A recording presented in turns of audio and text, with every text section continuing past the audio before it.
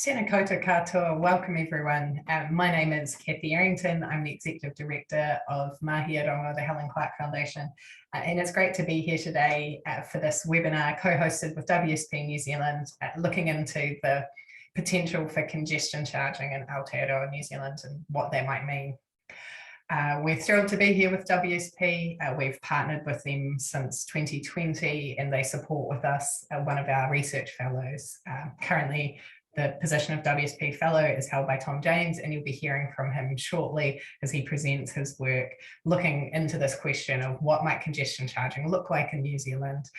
Given that a lot of cities around the world are heading in that direction, what might it look like here? And specifically, what are the equity concerns that it throws up? So we will drill into that shortly, but just before we do, I'd like to recap a little bit of housekeeping about how this session will work. If you look along the bottom of your screen, you'll see a Q&A function and the chat function. Please bring up the Q&A function. That is where you can put questions that you would like to see me ask Tom. You can also like other people's questions and it makes them go to the top of the list and it makes it more likely that I will ask them. You'll also see along the bottom of your screen a chat function. And that is where you can introduce yourself to everybody else attending today. We will also put links in there to background reading material on some of the issues we talk about, but I won't be watching that chat consistently, so please don't put any questions for Tom in there. And the final thing to know for those of you who might be joining a webinar for the first time is that the webinar mode of Zoom means we can't see or hear you. Your camera's not on and your microphone is not on. So please don't worry about making noise or if you have to move around, you're not going to cut anybody off. Finally, I'd just like to note that our mission at the Helen Clark Foundation is very much about making the big public policy debates of the day available to everybody.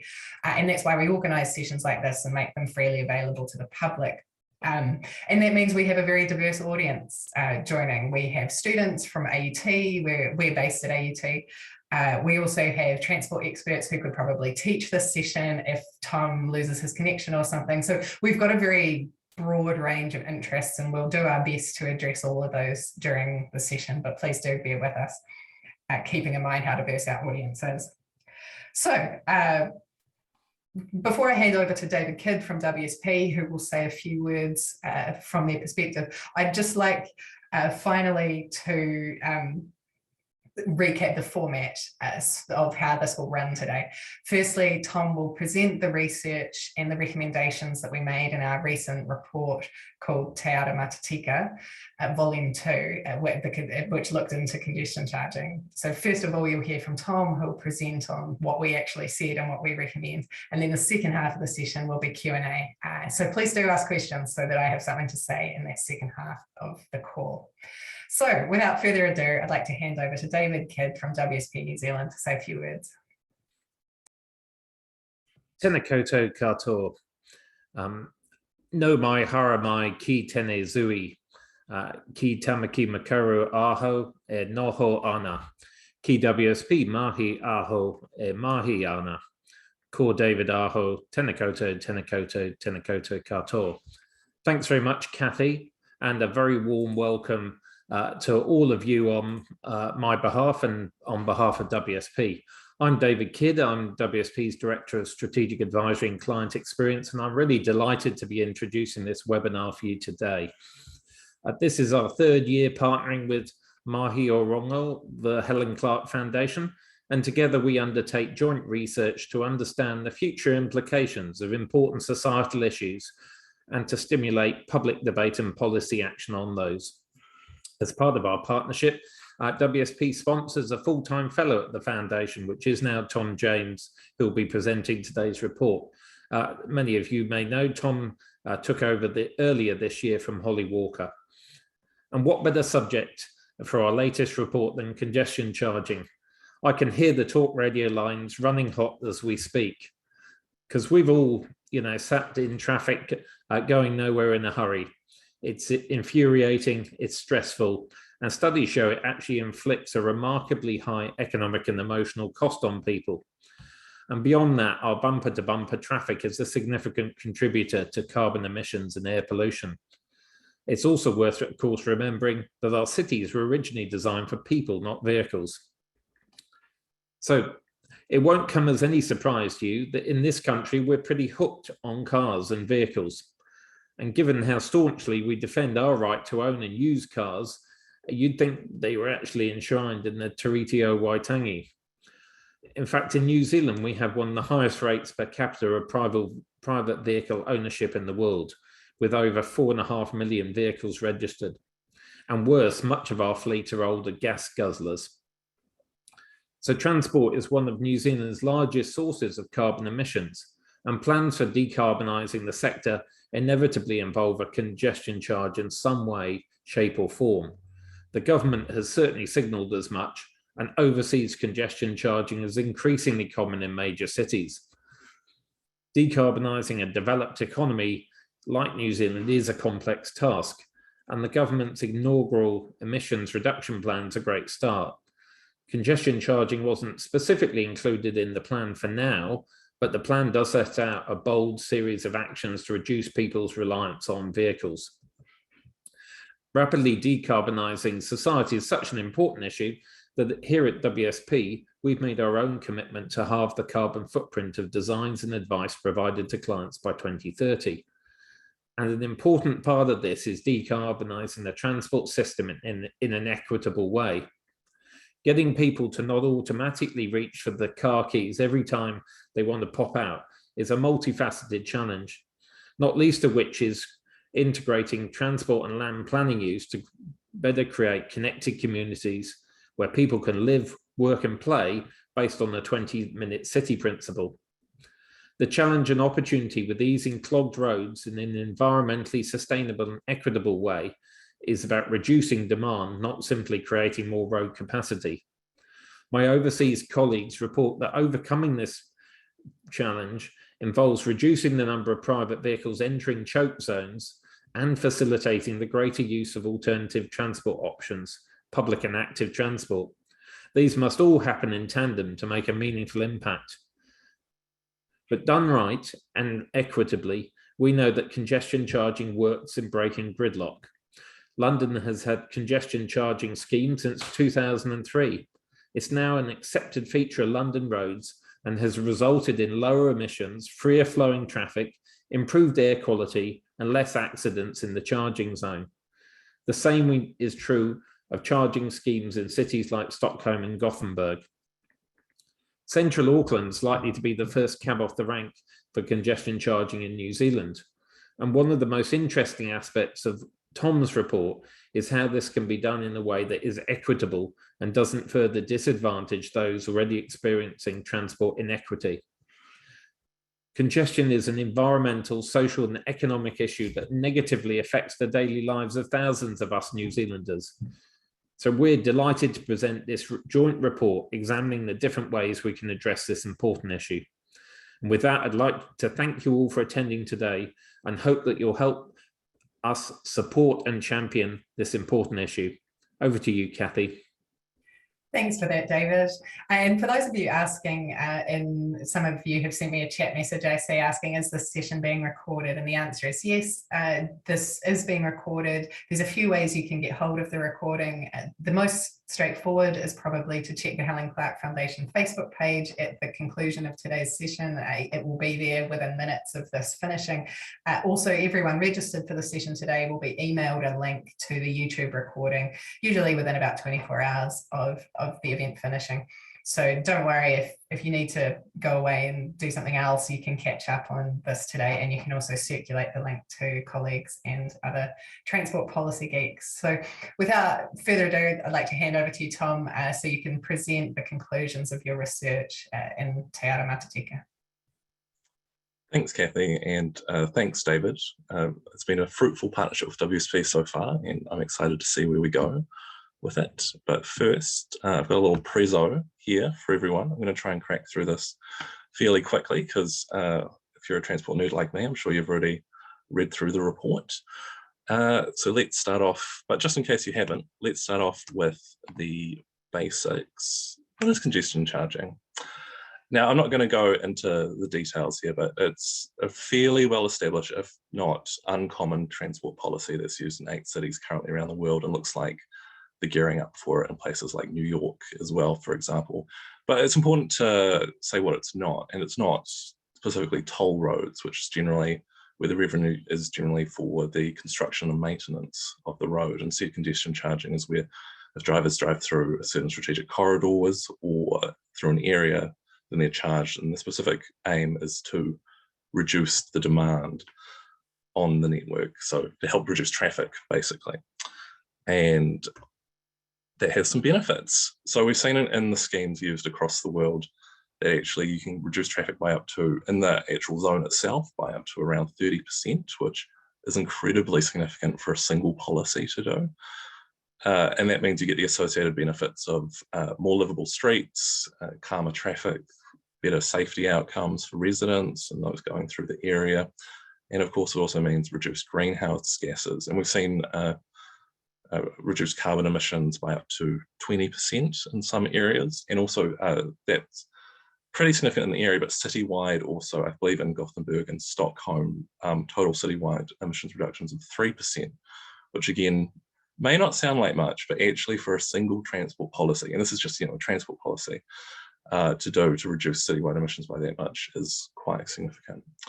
It also has the benefit of disincentivizing driving, which means encouraging people to take other types of transport. So we've seen in the London congestion charging zone that David mentioned, cycling rates have gone up by about 66%, according to Transport for London's little fact sheet on that, which is quite the boost. But it's not all upsides. There are some concerns with it. One of the main concerns is that actually it might not be affordable for some people, especially those on lower incomes, those already with transport disadvantage, and those that those without suitable transport alternatives, so disabled people, for example. And this is the lens that we took. We took an equity lens to the report to sort of explore this in Aotearoa, New Zealand. Some other concerns noted that there could be more rat running, which I didn't realize wasn't a very widely known term, but heaps of people have asked me what this is. So it's basically when people, instead of using the main routes, go down residential streets in their commutes. And so while you would have, if a congestion charging zone wasn't designed correctly, there have been some concerns about rat running in places like Dubai, where people, instead of just taking different modes of transport, actually they just drive through residential areas. Obviously that's a less than ideal outcome, because then you have those roads getting more congested and you still have the same carbon emissions. So important to design the schemes correctly. And also there's a perception among for the policy, a lot of people have said, well, isn't this just another tax? Isn't this just another way of getting more money for councils or the government just to spend? There's no real upsides. So it's important that actually this perception is tackled head on and the benefits are really sold in any public engagement. People have also asked, what about using other policies instead? And this is where I want to stress, there's no silver bullet. While congestion charging has been proven to be effective in cities around the world, actually you have to still do a range of things, especially if we're going to reach the emissions reductions targets that we've set here in New Zealand. So some people said, can't we just build our way out of it? And while new rapid transit, public transport and walking and cycling infrastructure is important to build, and we do need more of that in Aotearoa, New Zealand, that alone won't get the emissions reductions and livability improvements we need. So we've seen through the Auckland Transport Alignment Project 2021 report that even with over $30 billion of transport, record investments in services and infrastructure in Tamaki Makaurau, Auckland, we're still going to see emissions increase by 6%. So as well as the Climate Change Commission's report specifically points out that actually traffic demand management and actually reducing the amount of driving done is going to be an important part of reaching our emissions targets. Some other people have said, why not just use the ETS? And it is a good tool, and I want to acknowledge David Hall's excellent paper that he did with a couple of his colleagues earlier this year, which really helped frame my thinking on this. it's not the perfect tool, and I don't necessarily agree that the waterbed effect is 100% accurate. No market's perfect. But also, if we did just try and rely on the ETS and use increased carbon prices, there's also going to increase how much people have to pay for petrol, and those on the lowest income spend the most proportionally on transport costs, up to 28% compared to only 6% on those on the highest incomes. So a recent report done showed that if we would get people to try and switch over to electric vehicles, not even try and reduce driving full stop, but switch over to electric vehicles to the same extent that the Clean Car discount offers, then actually that means we would need carbon prices around $575 a tonne, which would equate to an extra about $1.30 onto the price of petrol. And if you're not giving people those extra transport alternatives, means they're still locked into driving, that's going to hit the least well off the hardest. Now, some other people have said, well, this is all very well and good, but why don't you just do it everywhere and have full road pricing? While in a perfect world, that would be probably the best outcome to manage demand everywhere. It's yet to be implemented anywhere. There's no blueprint for it. It's quite difficult to do. In Finland, when they were discussing congestion charging in Helsinki, some politicians said actually it's just a road pricing instead. But of course that was quite complicated, and they still haven't managed to get anything over the line. So they're not actually getting the benefits from congestion charging because they didn't bring it in.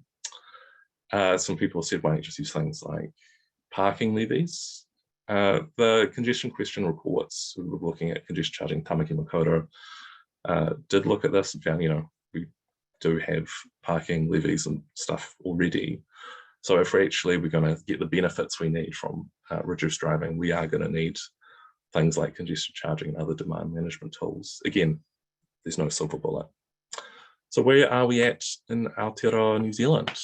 There's been various reports since the early 2000s done. The latest workstream, the congestion question, was kicked off in 2016 by former Transport Minister Simon Bridges, was continued by Phil Twyford and now Michael Wood, looking at congestion pricing in Auckland specifically. There was a select committee inquiry into congestion charging in Auckland, and it was unanimous in recommending it go forward with this particular focus of making sure there's good equity outcomes. And the recently released emissions reduction plan signals that the government is continuing to look at the policy seriously, doing work on it specifically for Tamaki Makaurau and Te Whanganui-a-Tara in Wellington as well. And this seems to be quite a broad political and stakeholder consensus on it, because basically most political parties in Parliament have said, yep, should go forward with it. So it's looking inevitable at this point, I would say. Now, moving over to Tamaki Makaurau specifically, again, the excellent cross-agency work, the congestion question, is continuing to look at this and has produced a range of excellent reports so far. They recommended a region-wide strategic corridor scheme across the isthmus, which would result in some significant traffic reductions and emissions reductions benefits. So here is the congestion question's recommendations, starting off with, once the CRL is completed, City Rail Link, starting off with the central city and then moving out. And it's that phase 2 is that the strategic corridors option that they recommended go forward. What we've said is, looking at the commuting patterns across Tamaki Makaurau, is that currently we believe that from an equity perspective, currently only the city centre is a viable option for congestion charging, because looking at the way people are commuting to and from the central city, it's mostly people from more affluent communities, for example, on the North Shore and from the central city itself, commuting there, and it's predominantly via public transport and walking and cycling. So less affluent communities won't be hit disproportionately by a central city thing. But going wider, there's still quite large gaps in the network for good, frequent and affordable public transport and walking and cycling and good walking and cycling connections. So currently we're only recommending that a central city scheme is moved forward with unless the alternatives are boosted across the isthmus. But what about Te Whanganui-a-Tara? Now, the work stream is less advanced for Wellington, so but luckily the Let's Get Wellington Moving has looked at a cordon charge on the city side of State Highway 1 from the off-ramp at Aotea Quay across Vivian Street and Cambridge Terrace on the harbour. And I'll give you a little example of what that looks like, because it's quite hard to visualise, especially if you're not Wellingtonian. And they found that actually that did have some good mode shift benefits, so a lot more people switching over to public transport and a lot less trips taken, and actually had a whole traffic reduction across citywide of about 3%. Again, that's actually quite significant from a single policy.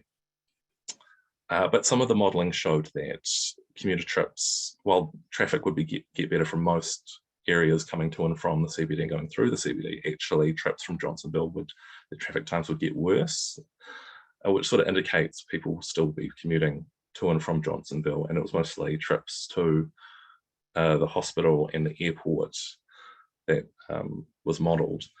So that sort of indicates that there might not be viable alternatives for public transport or affordable public transport to and from the city from that area, which is a more economically deprived area in the Wellington region.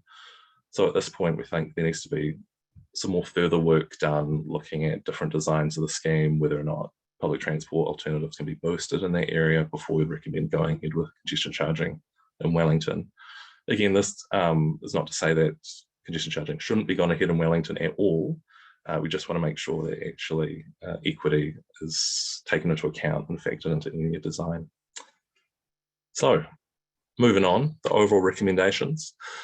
We believe there should be key principles and legislation that any scheme should meet before being enacted, and whether or not this is councils bidding in or central government enacting it themselves. We believe there needs to be some kind of measure for sufficient public transport alternatives in an area, to and from an area, and that should be considered before it's enacted. We also believe that revenue from the scheme should go back into the area and into the city to help improve public transport and walking and cycling and transport generally, especially for those with transport disadvantage, because we don't want to see them made worse off by such a scheme. We've also seen from the international evidence that robust community engagement is a must before enacting any kind of scheme. We saw we're in Manchester, where actually a referendum on congestion charging failed, and after the referendum, they actually did a survey saying, oh, did you think you would have been affected? And a third of people surveyed thought they were going to be affected and have to pay, when actually they were outside of the zone, didn't commute to the zone.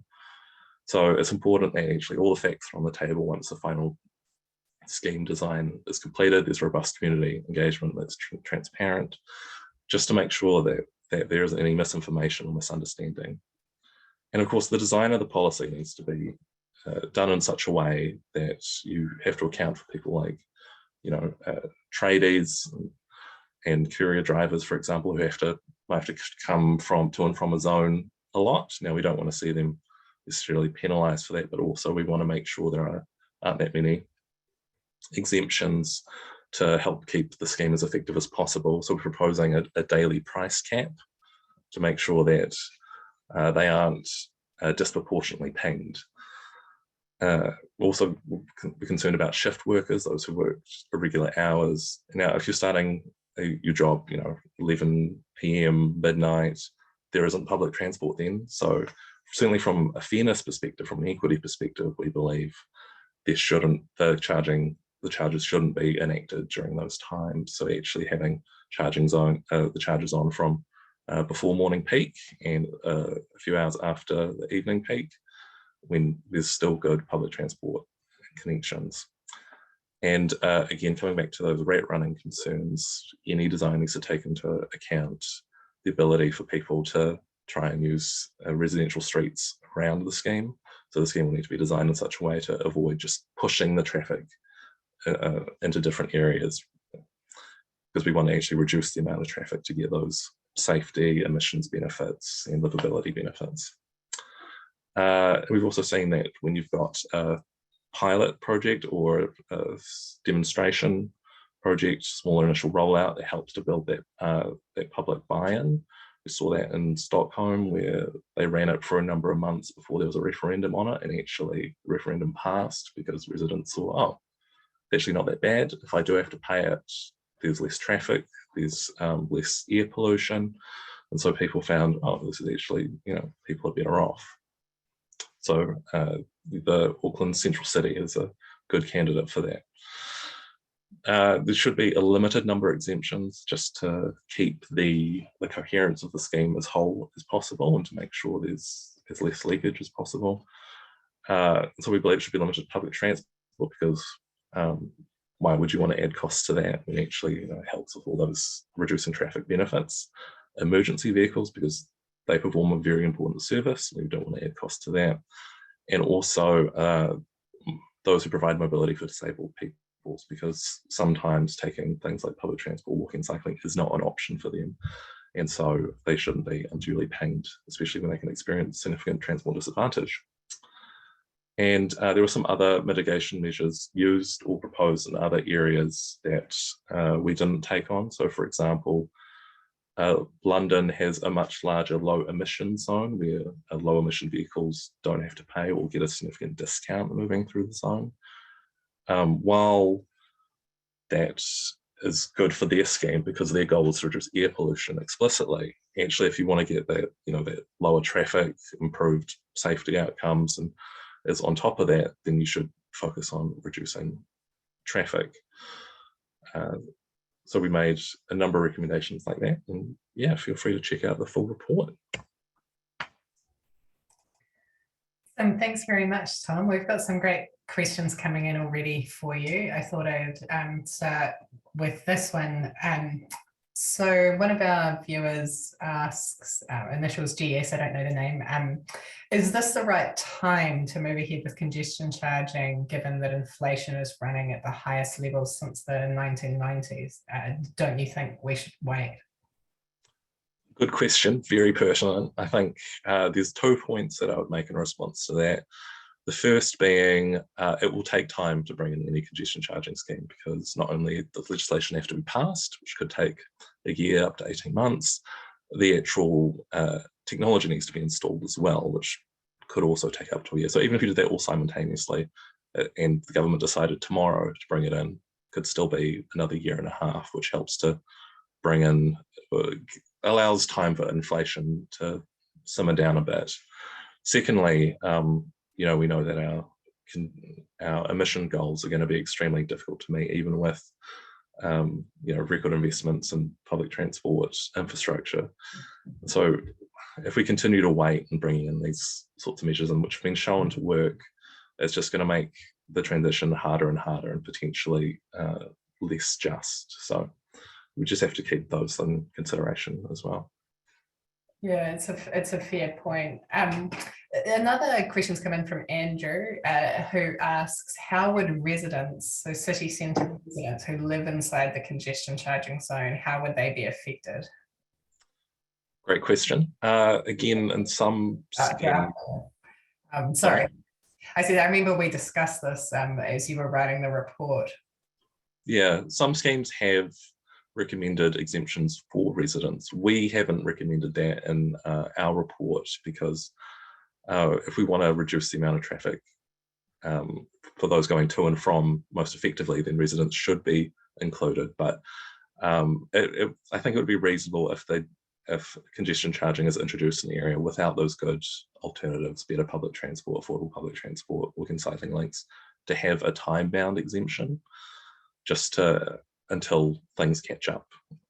But certainly from if you want to achieve those emissions and traffic reduction goals, I believe residents should be included.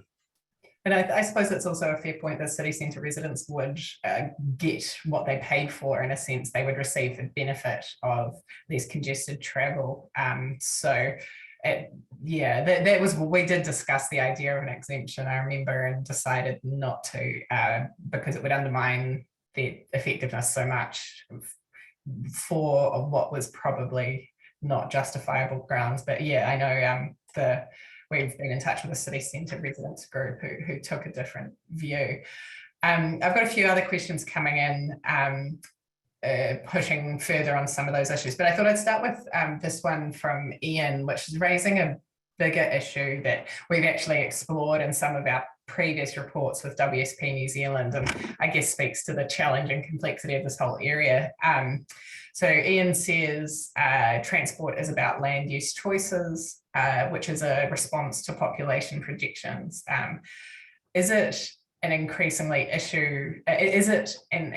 important issue to plan our population growth more purposefully? I'm paraphrasing slightly there, a longer question, but this is something we touched on in our report and now with WSP New Zealand. That was a report that looked into the challenges facing the returning diaspora of New Zealanders that we released in, I think, last year. I'd have to check. But yeah, my colleague Grace will drop a link in the chat to that report. But page 18 is the part where we discuss some of those population questions, because it's a very valid issue to raise here. I mean, the investments that go into infrastructure are informed by population estimates, and historically those have often undershot population growth. And therefore perhaps have driven decisions that have underinvested in New Zealand infrastructure. But yeah, what's your view of this, Tom? Yeah, I agree. It's certainly something that should be taken into account. I think in Australia, they had a select committee inquiry and had a big look at population policy and making sure that we're building for growth. It's not something we've done very well in New Zealand, where actually we've had, especially on the outskirts of Auckland, for example, like a place like the Northwest, a whole bunch of suburbs just thrown up in the last 20 years without the corresponding transport and infrastructure there to make sure that people don't have to get in the car every day. So it's certainly something we should take into account on a lot more, and important part of planning. Yeah, I just dropped the link myself into the chat to that report. So the link I've just popped in the chat there to Now My Welcome Home, on page 18 of that report, you can see a discussion of population policy. We in the end didn't make a firm recommendation either way. We just discuss the kind of benefits and risks of both. It's obviously a policy area that touches on profoundly personal decisions and also profoundly controversial topics like immigration settings. And so you have a lot of human rights issues raised when you venture into that area, and I think rightly people are very cautious about it. And yeah, you can see a little bit more in that page 18 of the Welcome Home report about how I recommend that people take a look at that and just sort of try and weigh it up themselves, because as you say, Kathy, you do have to balance all these things all together. Could be quite helpful when you're planning for growth, but on the other hand, you do have to consider all the different outcomes and stuff like that. The next question from Nick that's come in, and I think you'll have an opinion here, Tom, is London has cheaper and more frequent public transport than Auckland does. Do you think it's time to make it free or highly subsidised in Auckland? Yes, basically, that's right. What people don't seem to realise is that actually Auckland is one of the most expensive cities in the world for public transport, before the half-price fares were brought in, at least. New Zealand does have, compared to other countries, quite high public transport fares. So yes, we do want to see it made more affordable, ideally free, but that would require a lot more planning into the routes and the infrastructure needed to support that. We have recommended previously that to make, through Holly's excellent report to Aramatatika, recommended that there be free fares for under 25 tertiary students and those on community services card holders. And while the government has gone ahead with permanent half-price fares for community service card holders, which is supposed to be enacted in August or September, I believe, and it's a good start, but absolutely we want to make public transport and much more accessible, and a key way to do that is making it more affordable. I think that also raises the question of, the making public transport free can be very inequitable depending on how you do it. If the connections are only very good to wealthy suburbs, you can end up it doesn't look good when you see who's benefiting from it. So I think, yeah, we have to be very careful about checking that the routes are serving people well. And there's some interesting questions around that in Auckland. I know there was large investments made into South Auckland bus routes. They have become much more frequent, but you still see South Auckland has one of the only areas of Auckland which became more car dependent in between the last two censuses. So those routes, despite the big investments made, are not serving the needs of people there, and people are not using them. And basically it's complicated, but broadly, yes, we're supportive of measures to lower the cost of public transport. That's got to be part of the equation here, particularly of public acceptance of a policy like this. Right, well, a lot of questions coming in. This one from Andrew. Andrew asks, currently there is broad support across all political parties in New Zealand for the high level idea of congestion charging. As we develop a more specific model for Aotearoa in New Zealand, how can we ensure that we maintain a politically enduring populist scheme? So what do you think about that, Tom? It's a great question. It's going to be tough. I think there's also been some mayoral candidates who said the devil's in the detail. While most people are broadly supportive of it, it will be the detail perhaps trips people up. I mean, I would love to see some kind of cross-party working group type situation where parties get to make sure they're in the tent, so to speak, to help continue that political consensus and to add their perspectives, perhaps design up a more a better congestion charging scheme. But it also has to be done in conjunction with both the communities and the local politicians of the area that they're in. So definitely trying to keep that central government consensus is important, but also important that it's not just Wellington designing schemes for Auckland. And so this question from Anne that's coming, I think, relates to that. Anne says, air pollution from traffic is high in Auckland. Data from 2013 indicated up to 1,500 deaths per annum. And the burden of respiratory and cardiovascular disease falls disproportionately on the poor. Did you factor this in, she asks? Yeah, I did. I believe I may have cited that exact report in the actual, in my report. Yeah, no, it was an important consideration. So it's one of the important benefits is the reduction in greenhouse gas emissions generally, not just carbon emissions, but other harmful emissions as well in the area where a congestion charging zone is. And that's one of the reasons why London's low emissions zone is, I think, so popular, because it has had some real inroads there. And the Mayor of London recently expanded it, I think last November, because of the benefits in that little zone. He wanted to help reduce air pollution across London itself. So short answer, yes. So got some more coming in here. Tom, do you have a preferred option for the second harbour crossing in Auckland? I mean, the short answer is we didn't look into that, right? No, we didn't. Yeah. I mean, as long as I think, Nick. as long as there's good, public transport is at the centre of it, that is the most important thing, I think, because the Northern Busway is going to reach capacity in the next decade. I think it's quite successful. Over half the trips currently over the Harbour Bridge are via the Northern Bus, are via bus because of the success of the Northern Busway. So it's important that public transport is the centre of the second crossing, I think. So we've got a good question come in here. I think building on some of that discussion of the impacts on air pollution. So Matt asks, we've talked about costs and the benefit to the environment, but how do you think congestion charging would change communities in our cities, and how might it improve families' daily lives? Oh, great question. And I'm just going to lean on my predecessor Holly's previous report here, the shared path, which looked at low traffic neighbourhoods, which actually showed that if you have these neighbourhoods with lower traffic volumes, but also the infrastructure that lets people have the confidence to move around and actually be more a part of their communities. If you do it in conjunction with that and maybe pedestrianise some areas, you could actually really revitalise certain areas of the city and make them more destinations, make them more livable.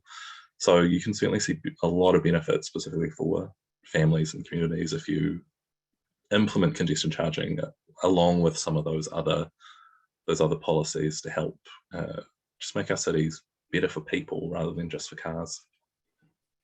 And this, I think, another question from Andrew. Yeah, I agree with you there, Tom. It's like part of the case for this, if it's going to be publicly accepted, has to be people seeing and experiencing how much nicer it is to live in cities that have less traffic. And this isn't the only policy. Holly's report looked at a much broader range. It did mention congestion charging as one of many measures, but it also talked about low traffic neighbourhoods as another key tactic to use. And what low traffic neighbourhoods essentially do is make it harder to rat run, as Tom described. They mean some residential streets, only residents can drive down there in emergency vehicles and things like that. There can be real backlash to those interventions when they're first made, but often once they've been in place for a period of time, people start to really like them. And one of the key challenges in this aspect of the political acceptance of these changes, because no one likes change, and lots of people will resist it almost reflexively. And so one of the big challenges our research has identified over the years is that at the moment, the way the system works in New Zealand, our local boards are incredibly exposed to that backlash. They're almost set up to fail. We had a previous webinar at the end of last year. If you look at our YouTube channel, you can watch that one where we talked to some of the people that had been on local boards here in Auckland that had implemented some of these complementary measures to congestion charging, like low traffic neighbourhoods. And the toll on those individuals is enormous. Peter McGlashan was who we had on our panel, and he was part of the trial in Onehunga that was ultimately stopped because it was vandalised by residents. And what we argued for in our report was that central government needs to provide more of a shield to our local boards who have to go out on very thin limbs at the moment. And one proposal we said that could help achieve that is something called experimental traffic orders, which is what the British do, where once the local board votes to have a low traffic neighbourhood, a 6-month legal measure is then enacted, which means, and if it's vandalised, it restarts the clock on that 6-month window. So what we were looking into was ways to protect the people that are trying to make these changes that we know need to happen, because they're at the moment they pay an incredibly high price, and I don't think it's reasonable, and the changes won't happen if we ask people to go through what Peter McGlashan went through every time. Yeah, the Onehunga example is quite bad, but it's also a little ray of hope. I think most of those schemes around the country actually were received pretty well. I think out of the 70 or something done under the previously Innovating Streets with Waka Kotahi, it was about 50 of them went pretty well. So, but you're right, Kathy, for some of them it can be really, really tough. I know in Henderson and Onehunga specifically, not great. Yeah, absolutely. And so Andrew here is asking, what would the revenue from congestion charging be used for? Would it be used for road maintenance? And I think you've already addressed that a bit, but maybe good to expand in a little more detail, Tom, on what you think the revenue, how should it be set aside? Like how will that work? Sure. What we've said is we'd like to see it hypothecated, so dedicated solely to better transport options for those going to and from the area and in the city, because if you want to maybe expand the scheme one day, you still need to have those good, adequate transport options for other people throughout the city as well. So we want to see more and maybe more affordable public transport services, or better walking and cycling infrastructure, those sorts of things we believe it should be spent on, rather than things like road maintenance, which is paid for primarily through petrol tax and road user charges. because I think it makes sense from a fairness perspective that if people are paying this thing, then they should get the benefits from it back into the city specifically. We've got an interesting question come here about that issue of exemptions, and like you explained in your presentation, what we've recommended is that there are very few exemptions, because the more you have, the less this is going to work. And so we recommended only exemptions for emergency vehicles, for people providing mobility to disabled people, and public transport. Public transport, that was the last one, yeah. And so someone's come in and asked, do you think there should be an exemption for electric vehicles, because they're more environmentally friendly, or don't you think that most of the issues you're targeting could be solved just with better and more affordable public transport?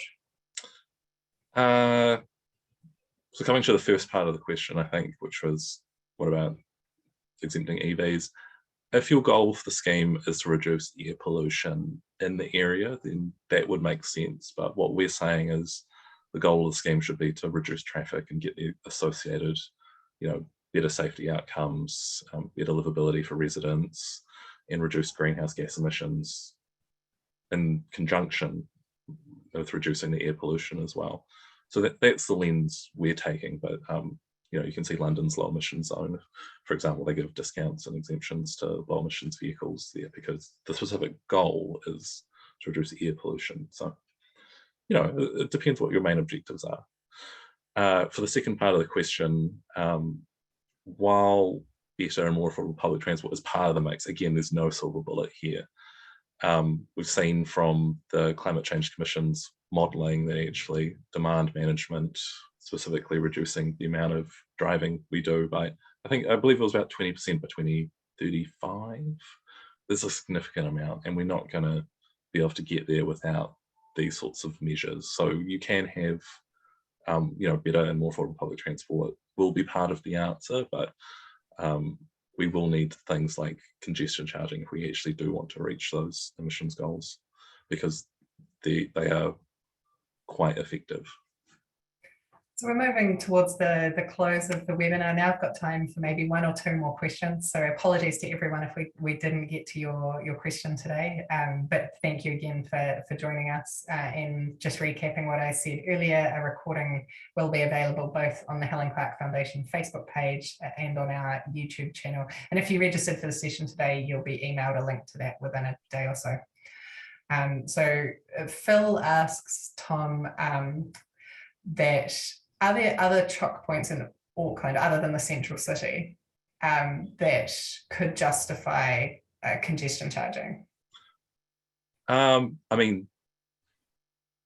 We're saying from an equity perspective, no, but if you want to actually get very significant reductions in congestions and emissions, then yes, you would have to expand out from the central city, because there will be some benefits from just doing the central city, but they are much lower than if you did the strategic corridors option that actually the congestion question reports recommended moving forward with. But what we're saying is you need to improve the alternative so people can choose whether or not they have to pay the congestion charge. But short answer, yes, Auckland needs to be made a lot better for transport wise. I think, yeah, definitely there's more areas that could do with better alternatives, and once those are in place, congestion charging. And so just looking, and what maybe got time for this one, and then we'll wind things up. But so this is talking about the whole idea of induced demand, and the opening of Transmission Gully will be inducing demand for travel into and out of Wellington City. When you answer this question, Tom, could you start off by just explaining what induced demand is, because not everyone tuning in will know. Oh no. Okay, I'll try my best. Sorry. Yeah, and they because we do have some students and things training today, and the Alex who's asking the question about Transmission Gully wants to know specifically, has any modelling been done on using congestion charging to counter the negative impacts of Transmission Gully? So yeah, if you could just start off by defining induced demand. I'll try and do this as succinctly as possible. Induced demand is the is the theory that if you improve an amenity, then more people will use it. Now in transport, that specifically means if you build more new roads, for example, or you increase the size of roads by adding more lanes, you're going to have more people using it, and so you get more and more traffic, even if congestion is what you're trying to fix. This has been shown to be a pretty ironclad law over the last 70 years, and actually there's some recent data out from the AA which seemed to indicate that the benefits from building the Waterview Tunnel, which, you know, I was an Auckland resident back when it was completed, and there was a noticeable difference on the roads. Apparently all the benefits from the Waterview Tunnel are now gone. We're back to pre-2017 levels of congestion around that area, because actually when you create a new amenity, more people tend to use it. So yeah, that's induced demand. And now the other question was transmission gully, right? Yeah, I think I actually did it. Charging to counter the new induced demand for driving in and out of Wellington. Yeah, I think I mentioned this. I think I did in an opinion piece I did for the Dominion Post. I mentioned that yes, because of transmission gully, we're going to have more people buying out, you know, building homes further out and driving and using transmission gully, because again, induced demand. So there definitely that should be factored into any modelling that Let's Get Wellington Moving and the councils are doing around congestion charging around Wellington. And certainly I'm looking forward to the next bit of work that they do, and we'll be keeping an eye on that closely. Awesome. Well, thanks so much for your time, and for everyone that's tuned in today. I know we've gone slightly over our 12:45 closing time, but thank you for all the great questions. Like I said, you can find the recording on our Facebook page, and please do get in touch if you'd like to follow up on any of the issues raised. You can find the contact us link on our website. So thank you again, and thank you to our partners at WSP New Zealand for making today's conversation and the report that underlies it for making it possible. See you later, and I hope we can see you at some of our future events. Thanks, everyone.